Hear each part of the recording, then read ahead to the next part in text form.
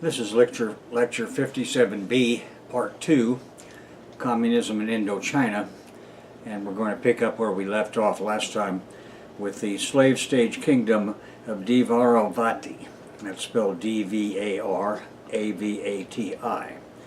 The Chao Phraya River is what is now central Thailand, and had once been the home of the Dvaravati culture, which prevailed from AD 600 to the AD 900s.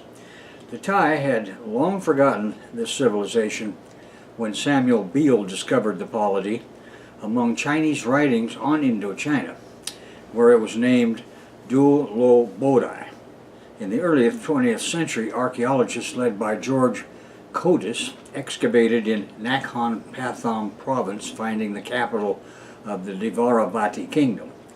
A Sanskrit plate inscription containing the name Dvaravati confirmed the name. Now later, many more Dvaravati sites were discovered throughout the Chao Phraya Valley, and the two most important sites of these were Nakhon Pathom and Yuthong in modern Yuthong district of Suphan Buri province. The inscriptions of the Dvaravati were in Sanskrit and Mon using the script derived from the Pallava alphabet of the South Indian Pallava dynasty. The religion of Dvaravati was Theravada Buddhism, arriving through the contact with Sri Lanka, accepted by the ruling class that had adopted Hinduism. Dvaravati art, including the Buddha sculptures and stupas, shows strong similarities to those of the Gupta Empire of India, and the most prominent productions of Dvaravati art are Dharma chakras, which are stone wheels signifying Buddhist principles. The eastern parts of the Chao Phraya Valley were subjected to a more Khmer and Hindu influence, as the inscriptions are found in Khmer and Sanskrit. Now, the Dvaravati kingdom consisted of a network of tribute-paying cities. The network built on a mandala political model. Dvaravati culture also expanded into Isan, I-S-A-N, as well as south as far as the Kra Isthmus. Dvaravati trade was international, proven by Roman artifacts that have been recovered there. Dvaravati tributes to the Chinese Tang court are recorded. In AD 900, the kingdom submitted to the Lavo-Khmer polity.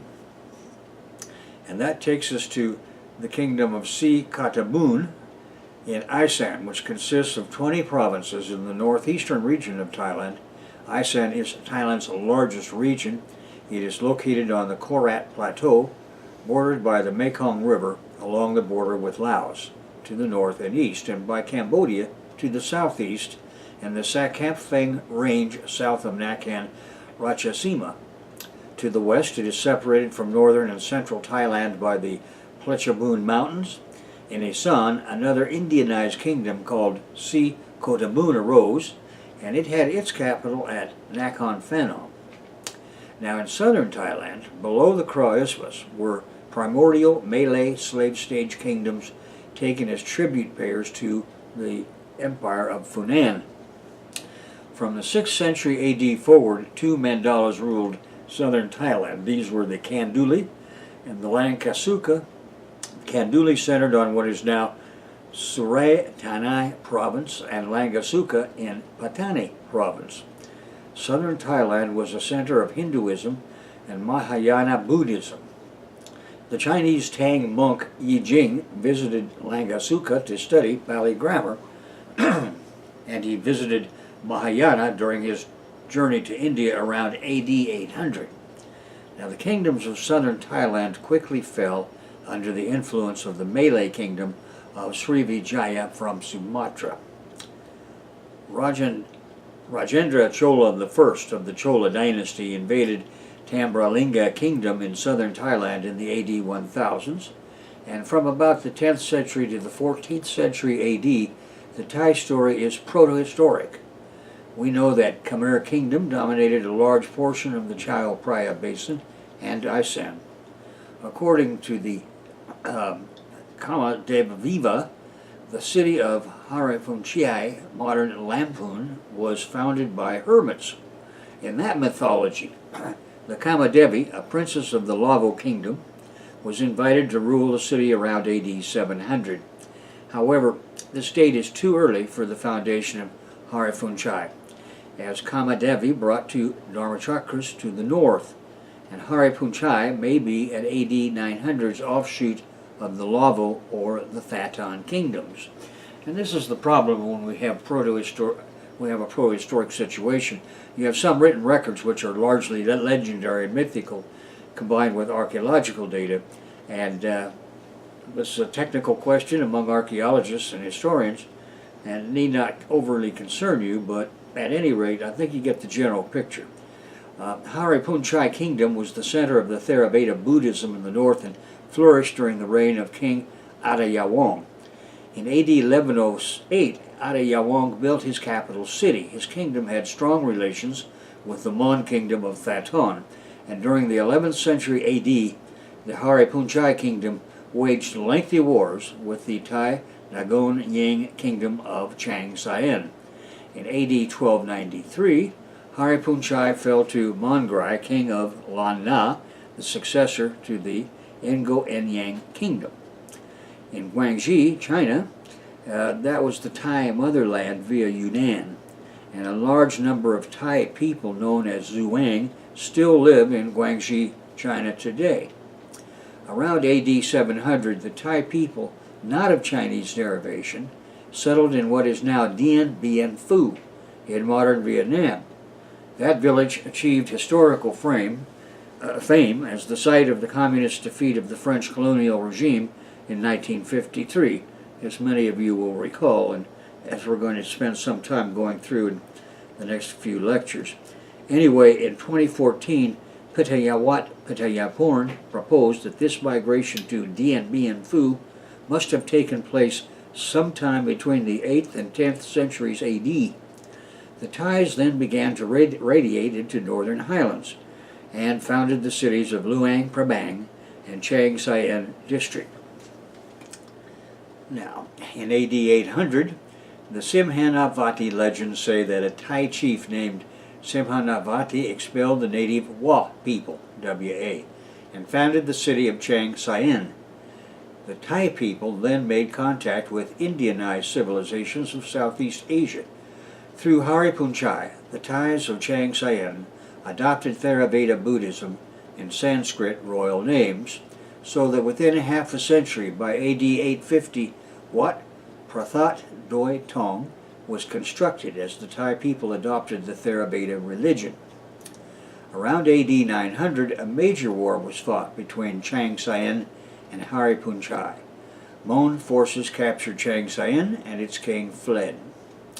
So, in the AD 900s, the city-states of Dvaravati merged into two mandalas, Lavo and Suvarna Bhumi. The Lava in modern Lopburi and Suvarna Bhumi in modern Suphanburi. According to a legend in the Northern Chronicles in AD 903, a king of Tambralinga invaded and took Lavo and installed a Malay prince on the Lavo throne. The Malay prince was married to a Khmer princess who had fled an Angorian dynastic bloodbath. The son of the couple contested the Khmer throne and became Suryavarman I, thus bringing Lavo under Khmer domination through marital union. Now this is the story, of course. Suryavarman I also expanded into the Korat Plateau, which has later been styled as Isan, and constructed many temples. Suryavarman, however, had no male heirs, and again Lavo was independent. After the death of King Narai of Lavo, however, Lavo was plunged into a bloody civil war, and the Khmer under Suryavarman II took advantage by invading Lavo and installing his son as king of Lavo. The repeated but discontinued Khmer domination eventually Khmerized Lavo. Lavo was transformed into a Theravadan Mon Dvaravati city into a Hindu Khmer one. Lavo became the entrepot of Khmer culture and a power of the Chao Phraya River basin. The bas-relief at Angkor Wat shows a Lavo army as one of the subordinates to Angkor. One interesting note is that a Thai army was known as part of the Lavo army a century before the establishment of the Sukhothai kingdom. Now in AD 937, Prince Prom the Great took Chang Saen back from the Mon and inflicted severe defeats on Hariphunchai.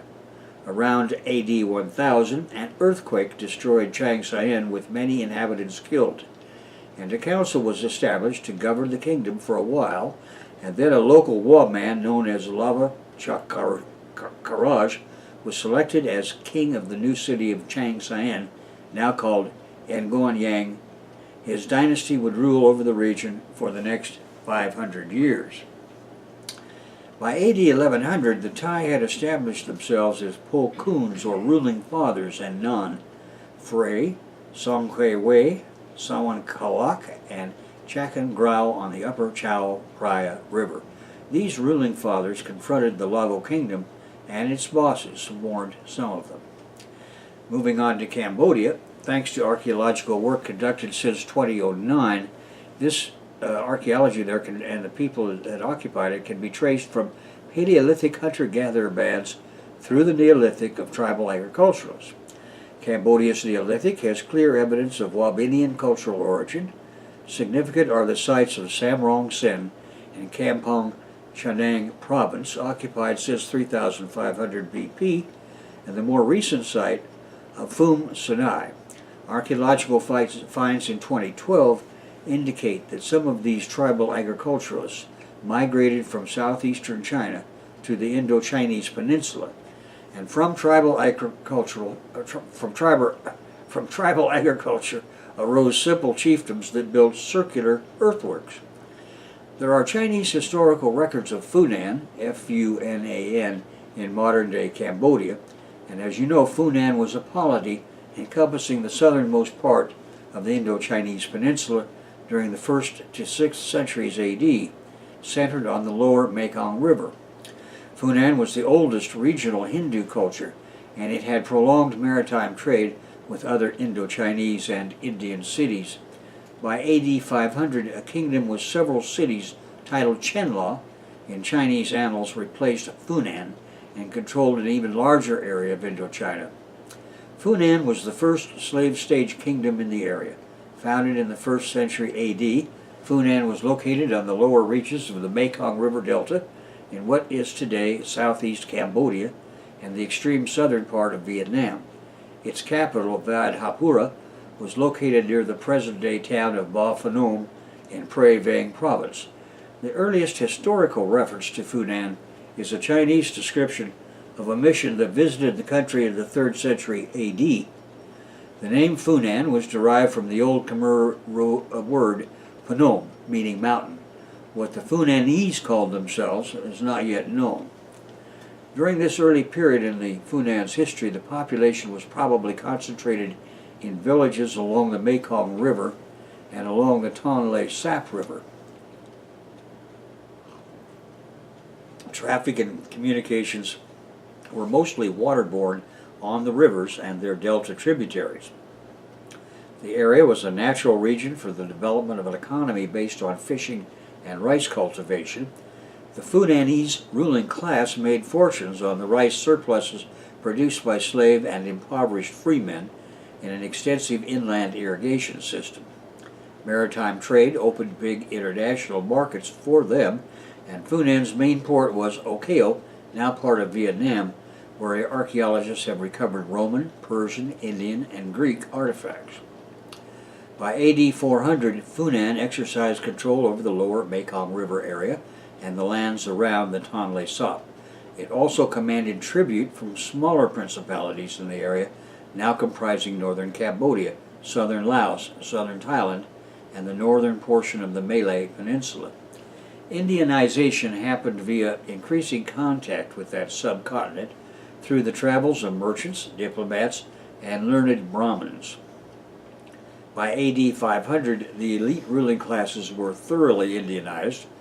Court ceremony and the structure of political institutions were based on Indian models. The Sanskrit language was widely used. and the Indian legal code had been adopted along with an alphabet based on Indian writing. Beginning in AD 510, civil wars and dynastic strife undermined Funan's stability.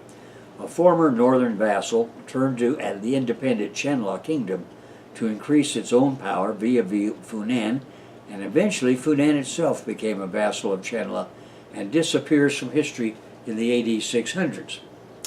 Now, with regard to Chenla, its people were also ethnic Khmer. Inscriptions prove that Khmer script was adapted from South Indian Pallava script. It was fully developed and in use alongside Sanskrit. Chenla is first mentioned in the Chinese Sui dynasty's history as a Funan vassal. The founder of the kingdom who managed to break free from Funan's control was named Varman. A later king, Varman, invaded Funan, annexing it to Chenla's domains, and once they established control over Funan, they embarked on a course of conquest that continued for 300 years. They subjugated central and upper Laos, annexed portions of the Mekong Delta, and brought what are now western Cambodia and southern Thailand under their direct control. King Mahin Dvaravati then made peace with the neighboring kingdom of Champa. In AD 616, Isda Varman succeeded him and moved to a new capital which concentrated 20,000 families. This was an early Versailles built to house the always plotting noble class and their retainers. These Chenla boss families were culturally Funanese.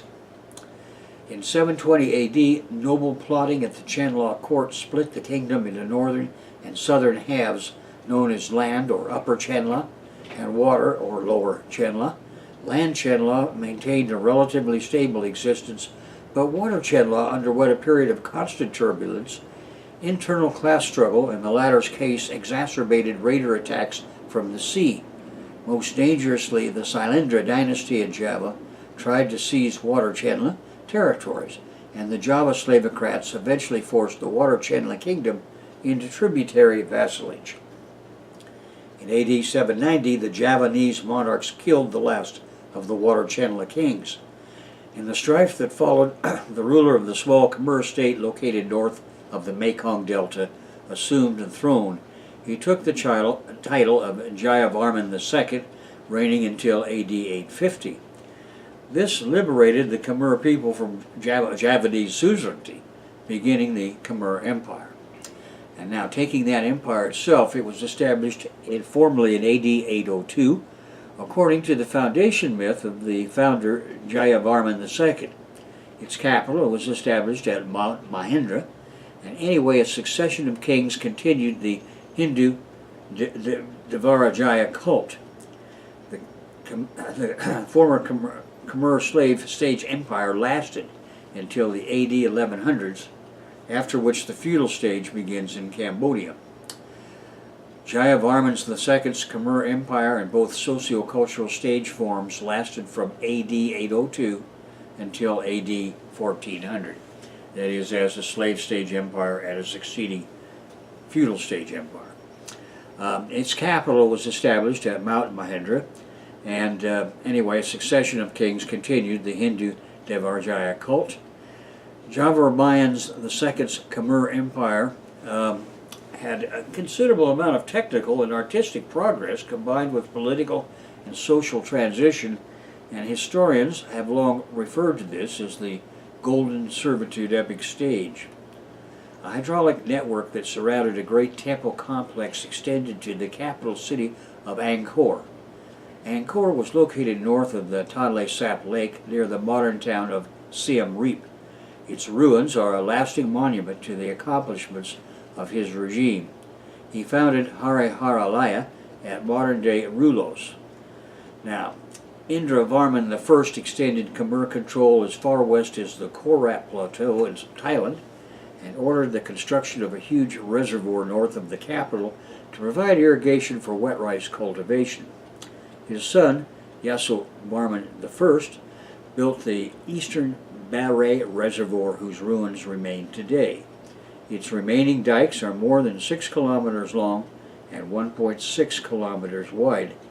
The elaborate system of canals and reservoirs were the key to Kamboja's prosperity for 500 years, because it enabled independence from unreliable seasonal monsoons. Cambodia witnessed an agricultural revolution providing large surpluses of rice, but this prosperity did not extend to the masses, and this was the seed of its own eventual destruction. Surya Varman II, 1113 to 1150, expanded his kingdom's territory in wars against the Kingdom of Champa in central Vietnam and the small Mon polities as far west as the Irrawaddy River of Burma. He reduced the Thai peoples who had migrated into Southeast Asia from the Yunnan region of southern China into tribute-paying vassals. His greatest reach established his rule over the northern part of the entire Malay Peninsula. His greatest achievement was the construction of the temple city complex of Angkor Wat, the largest religious edifice in the world. Angkor Wat is the greatest single architectural work in Southeast Asia. Now, territorial expansion came to a halt when Surya Varman II was killed in battle attempting to invade Dai Viet. With Dai Viet's support, the Cham quickly drove Khmer presence out of Champa territory, and Surya Varman II's reign was followed by 30 years of civil war. Invasion by the neighboring Cham destroyed the city of Angkor in AD 1177. Jaya Varman VII, whose reign, AD 1181 to 1218, marked the apogee of Kamboja's power, and he drove the Cham out. Unlike his Hindu predecessors, Jaya Varman VII was a disciple of Mahayana Buddhism because of its acceptance of feudal social relations.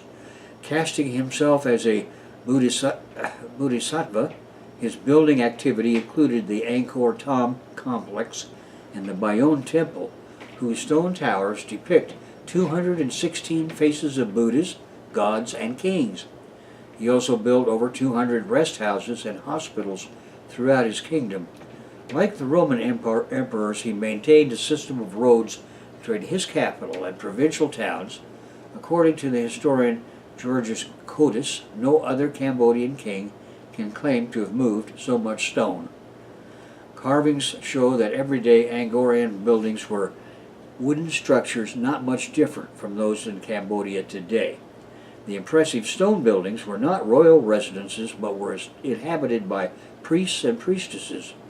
Codis suggests that they had the dual function of both temple and tomb, and typically their dimensions reflected the structure of the Hindu mythological universe.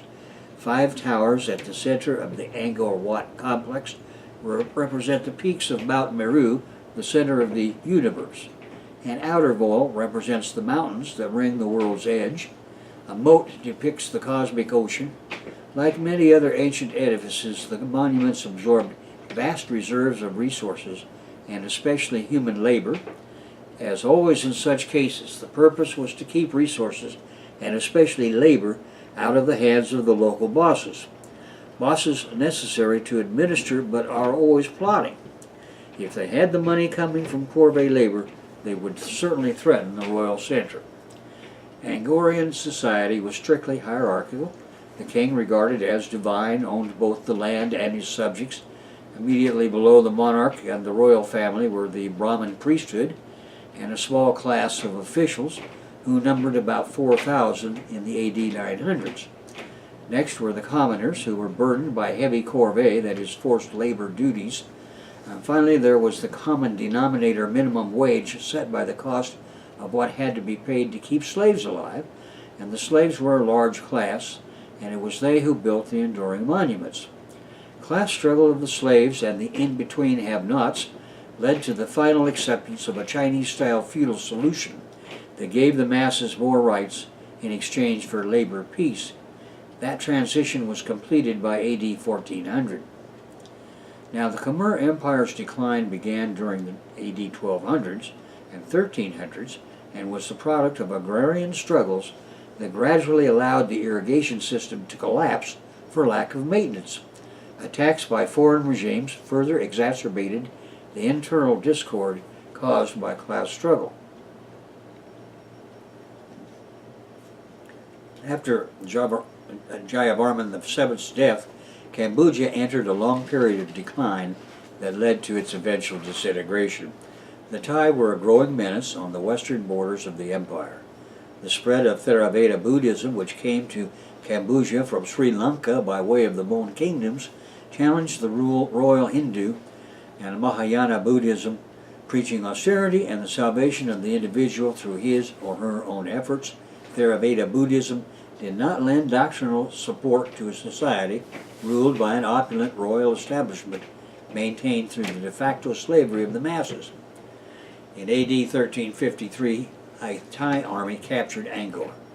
Although recaptured by the Khmer, the wars continued and the capital was looted several times. Khmer territory north of the present Laotian border was lost to the Laos Kingdom of Lan Xang, X-A-N-G. In AD 1431, the Thai captured Angkor Thom. Thereafter, the Angkorian region did not again encompass a royal capital, except for a brief period beginning in AD 1575. Moving on to Malaysia, Neolithic farmers practiced slash and burn agriculture, meaning they prepared an area of rainforest by burning it and then grew crops. After a few years, the land would be exhausted and the farmers would clear a new area. Within a few years, the old abandoned feature area would feature vegetation regrowth, becoming burnable again. People could also live along rivers and the coast by fishing and growing individual farm-centered crops. For class-divided, state-organized kingdoms to arise, this lifestyle had to be replaced, and the first step along that road came in the form of the simple chiefdoms. These were followed by the stage of advanced theocratic chiefdoms. After 1000 BC, metal-using farming emerged in Malaysia. Tools of bronze and iron dramatically increased agricultural productivity. This primary technological mechanism enabled the chiefdom transitional period. In the 2nd and 3rd centuries AD, kingdoms arose in Malaya. The greatest was the Kedah kingdom. The Malayan kingdoms traded with India from the 3rd century AD. The religions of Buddhism and Hinduism were introduced into Malay at that time. So when I say kingdoms arose, these kingdoms arose from the advanced theocratic chiefdoms that had immediately preceded them, and these kingdoms were slave stage polities. Now, Srivijaya, in the 7th and 8th centuries AD, the Sumatran kingdom of Srivijaya, with its capital at Palembang, dominated much of Malaya. Srivijaya controlled the coast of Java, the Malay Peninsula, and a part of Borneo, but its influence did not extend very far inland. The prosperity of Srivijaya was based on trade with both India and China. Srivijaya controlled the Malacca Straits, which were the main passage between the Indian Ocean and China Seas. In the literature, you're going to see this spelled two different ways. In this book, I've used the spelling M-E-L-A-K-A. At any rate, Srivijaya grew rich and powerful and was able to dominate the region until the AD 1000s, but by the AD 1200s, Srivijaya had lost control. Now, Malacca, in AD 1390, was founded by a man named Parameswara, and he dominated Malaysia. He became the ruler of Temasek on Singapore Island. That is the forerunner of what is now Singapore City. When overthrown by Thai slavocrats, he fled with some followers and settled by a river called Bertram, where he converted to Islam. Islam had first reached this region in the AD 700s. It made many converts between the 1300s and 1500s, and during the 1400s the Malacca settlement prospered and grew. Its wealth and power based on maritime trade with Arab, Chinese, and Indian ships. In AD 1511, the Portuguese sent an expedition led by Alfonso de Albuquerque to capture Malacca. Pope Borgia had given the Old World to Portugal and the New World to Spain, as you will recall. Anyway, Malacca succumbed to Portuguese artillery. The son of the Sultan of Malacca then founded the city of Johor. Broad-spectrum resource-exploiting tribal hunters and gatherers of foragers visited the Naya Caves 68 miles southwest of Miri about 40,000 years ago, when Borneo was connected to the mainland of Southeast Asia. The landscape around the Naya Caves was drier and more exposed then than it is now. Protohistorically, the Nia caves were surrounded by a combination of closed forests, bush, parkland, swamps, and rivers. These people were able to survive in the rainforest by hunting, fishing, and gathering mollusks and edible plants. Mesolithic and Neolithic burial sites have been found in the area. Now, in 1991, an 11,000-year-old complete skeleton was excavated in Malaysia named Perak, P-E-R-A-K, Perak Band. Indigenous groups on the peninsula are divided into three ethnicities. These are the Negritos, the Sonoy, and the Proto-Malays. The first inhabitants of the Malay Peninsula were most probably Negritos. These Mesolithic hunters were probably the ancestors of the Semang, an ethnic Negrito group with a long history on the Malay Peninsula. The Sonoy appear to be a composite group with approximately half of the maternal mitochondrial DNA lineages tracing back to the ancestors of the Semang and about half to later ancestral migrations from Indonesia. The Proto-Malays have a more diverse origin and had settled in Malaysia by 1000 BC. They show connection to other inhabitants in maritime Southeast Asia, and some have an ancestry in Indochina about 20,000 years ago. Physical anthropologists think they originated in Yunnan, China. Now, for the advanced Paleolithic in the Nia caves in Sarawak, there are important prehistoric sites where human remains dating to 40,000 years ago have been found. Archaeologists have as yet unpublished, as far as I know anyway, much earlier dates for stone tools found in the Mansuli Valley near Lahad Datu in Sabah, which link this phase to the lower Paleolithic. Archaeological finds from the Lenggong Valley in Perak show that people were making stone tools and using jewelry in what is called there the Neolithic. The archaeological data from this period come from cave and rock shelter sites and are associated with Wabinian hunter-gatherers. Farming made its appearance in this region by 4,000 years ago. Now, 25,000 years ago, more people arrived, including new tribes and seafarers. The Malay Peninsula became the crossroads in maritime trade routes. Seafarers who came to Malaysia's shores included Indians, Egyptians, Mesopotamians, Javanese, and Chinese. Ptolemy named the Malay Peninsula the Golden Chersonese. Now, a study from Leeds University and published in Molecular Biology and Evolution interprets human mitochondrial DNA lineages to mean that people had been occupying the islands of Southeast Asia for a long time. Now, this is hardly news to archaeologists. Waves of populations were enabled by fluctuating sea levels. Migrations from the Philippine Islands to Taiwan, or vice versa, may have occurred during the last 10,000 years. Rising sea levels in three massive pulses may have caused flooding and the submerging of the Sunda continent.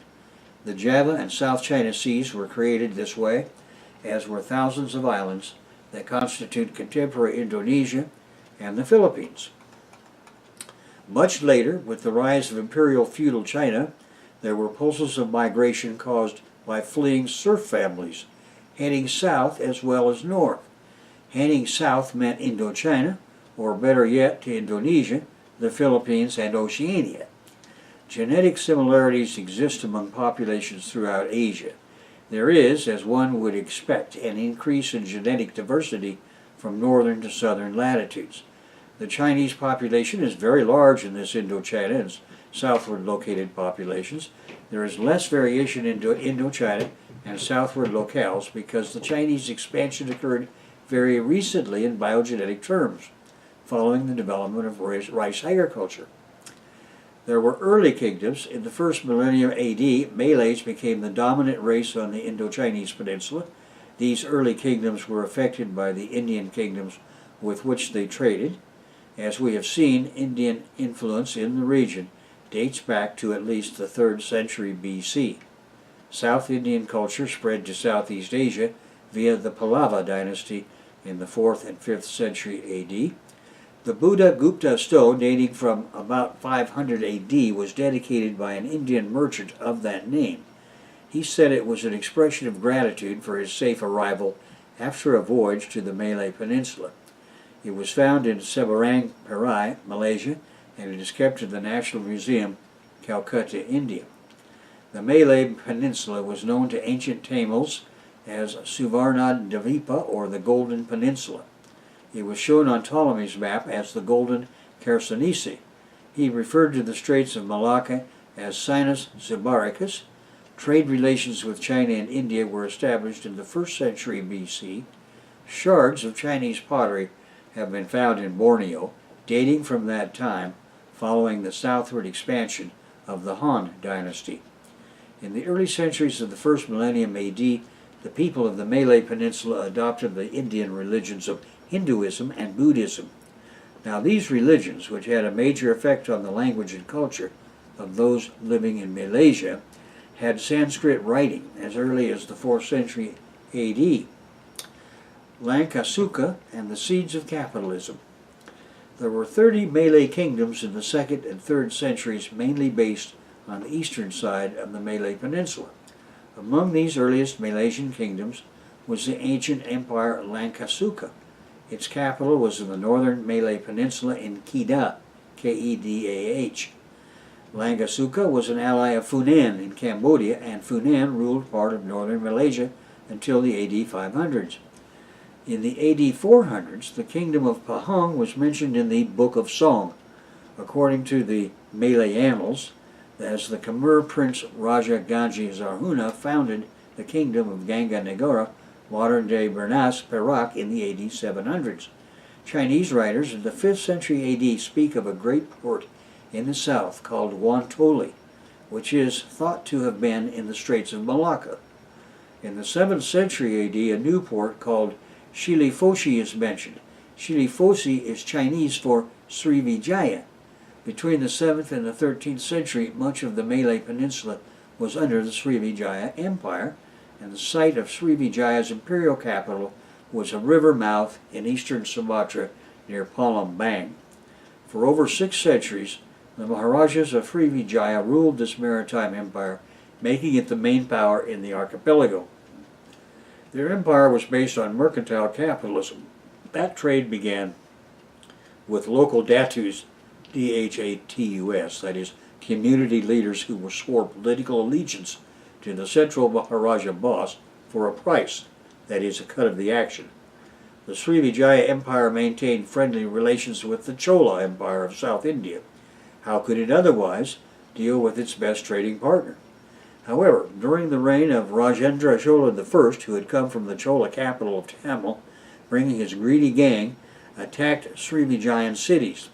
In AD 1025 and 1026, Ganga Negara he attacked, looted, and burned, and also Kota Gelangi. Kedah was on the direct route of the invaders, and it was seized by them in AD 1025. A second invasion was led by Veera Rajendra Chola, and he conquered Kedah in AD 1090. The Chola conquest was the end of the Srivijayan Empire. The area from Kedah to Patani, as far as Ligor, was up for grabs. During the reign of Kulatunga Chola I, Cholan rule was imposed on Srivijaya province of Kedah by AD 1100, and Chola rule is remembered today in Malaysia. Many Malaysian princes have names ending with Cholan or Chulan. A Tamil poem of the 2nd century AD describes goods from Kanaram heaped in the broad streets of the Chola capital. A 7th century Indian drama, the Kamudam Hutsa, refers to Kedah as Kata Nagari. The Agni Purana also mentions a territory known as Andakata, with one of its boundaries delineated by the peak we know as Gunung Jirai. Stories from the Kata Saritsaram describe the elegance of life in Kataha. The kingdom of Ligor took control of Kedah shortly afterward. Its king, Chandraba Hanu, used it as a base to attack Sri Lanka in the AD 1000s, seizing the northern parts of that island. This was an event recorded in stone inscriptions in the Naga Patpatanam in Tamil, Nadu, and in the Sri Lankan chronicles, Mahavasarma. The Khmer kingdom, the Siamese kingdom, and even the Chola kingdom traded domination of the smaller Malay kingdoms from time to time. The power of Srivijaya declined after AD 1100s as the relationship between the capital and its tributary vassals broke down. Srivijaya's wars with the Javanese caused it to request Chinese assistance. In the 11th century AD, the Srivijayan center of power shifted to the port city of Melayu, located on the Sumatran coast near the mouth of the Jambi River. The power of the Buddhist Maharajas was further undermined by the spread of Islam, and areas that were early converts to Islam, such as Aceh, broke away from Srivijaya's control. By AD 1280, the Siamese kings of Sukhothai had most of Malaysia under their rule, and in the AD 1300s, the Hindu Java-based Majapahit Empire seized the peninsula. An excavation by Tom Harrison in 1949 unearthed a series of Chinese ceramics at Santubong near Kuching. These date to China's Tang and Song dynasties in the 8th to 13th centuries AD. Santubong was then an important seaport in Sarawak. Its importance declined after the Mongol Empire took over China, establishing their Yuan dynasty. The Mongols had other maritime objectives to which the Santubong port was unnecessary, and eventually all but deserted. It disappeared during China's Ming dynasty. Other similarly aged archaeological sites in Sarawak are in the Kapit, Song, Seren, and Mau districts. Now, with regard to the arrival of Islam, it came to the rest of the Malay archipelago through Arab and Indian traders in the AD 1200s. In effect, this ended the age of Hinduism and Buddhism in Malaysia. Islam became the religion of the elite before they allowed it spread to the commoners. The Malaysian version of Islam was adjusted to ruling class needs and accordingly unorthodox. In AD 1402, the port of Malacca on the west coast of the Malay Peninsula was founded by a fleeing Srivijaya prince from Temasek, which is now Singapore. At that time, the Emperor of China's Ming dynasty was sending fleets of ships that were expanding mercantilist capitalist trade. Its commanding admiral, named Zheng He, stopped at Malacca. He brought the founding Srivijayan prince, Paramaswara, with him on his return to China, and this gave Paramaswara the imprimatur recognition of his position as legitimate ruler of Malacca. In exchange for regular tribute, the Chinese emperor offered Malacca protection from the constant threat of Siamese attack, and the Chinese and Indians who settled in the Malay Peninsula before and during this period are the ancestors of today's Baba Nyonya, a Chetty community.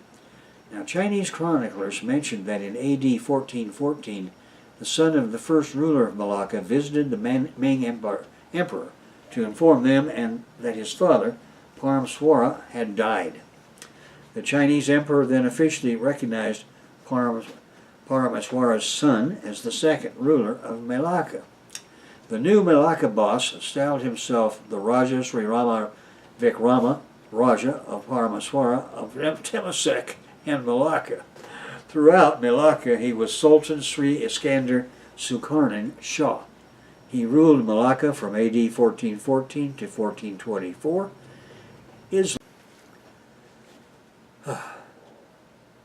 At any rate, he ruled Malacca from AD 1414 to 1424, and under him Islam became increasingly common during the 1400s. Within a few years of its establishment, Malacca officially adopted Islam.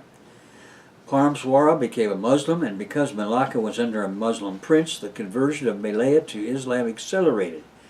After an initial period paying tribute to the Ayutthaya, the kingdom rapidly assumed the place previously held by Srivijaya, establishing independent relations with China.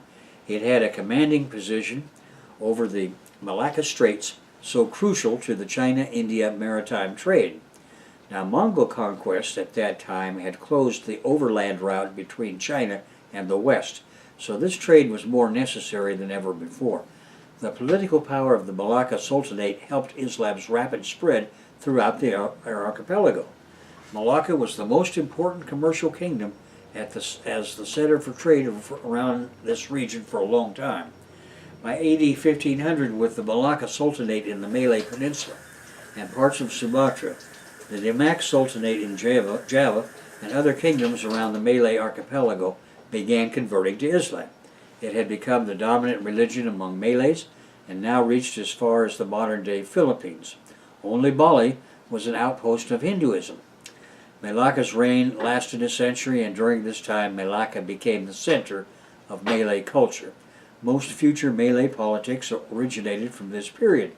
Malacca became a cultural center, creating the matrix of the modern Malay culture, that is, a blend of indigenous Malay and imported Indian, Chinese, and Islamic elements. Malacca's fashions in literature, art, music, dance, and dress, and the ornate titles of its royal court came to be seen as the standard for all ethnic Malays. The court of Malacca also gave great prestige to the Malay language, which had originally evolved in Sumatra. In time, Malay came to be the official language of all the Malaysian states. Throughout, local languages survived in many places, and after the fall of Malacca, the Sultanate of Brunei became the center of Islam. Now, along the Mekong Delta, the Neolithic people of coastal parts of the modern Cambodia region of the Mekong cultivated rice. The earliest Chinese written versions say the first kingdom, that is slave stage polity, in the Mekong Delta was Funan in the 1st century AD. The Khmer Empire of Angkor followed it. The similarity of the Cambodian Cham language and the Malay language can be seen in the place names such as Kampong Cham, Kambuja Desa, and Kampong Chenang. There was a Cham community in Paramaswaras, Malacca in the AD 1400s. Cham is related to the Malayo-Polynesian languages of Malaysia, Indonesia, Madagascar, and the Philippines. By AD 1450, Cham was defeated by the Vietnamese, and in the AD 1600s, the Champa king converted to Islam. In the AD 1700s, the last Champa Muslim king, Po Chien, gathered his people and migrated south to Cambodia, and those along the coastline migrated to the nearest peninsular kingdom of Terengganu. And with that, I'm going to conclude this particular lecture and mention just this, that in your book, when you get it, you're going to have a long section following all of this about the slave stage empires on feudalism. But for purposes of our lecture series, which are ancillary to the main text, in the next lecture we're going to skip to the origins of capitalism and mention the fact that there was a feudal transition in between. So just keep that in mind, because these first 3 lectures have been primarily to set you up for understanding the formation of capitalism, the formation of the Indo-Chinese Communist Party, and of course the war against the French, then the war against the U.S., and then the establishment of the Socialist Republic of Vietnam and Laos, and their proud participation today in the Road and Belt program emanating from Beijing. And we'll get on to that beginning in the next lecture.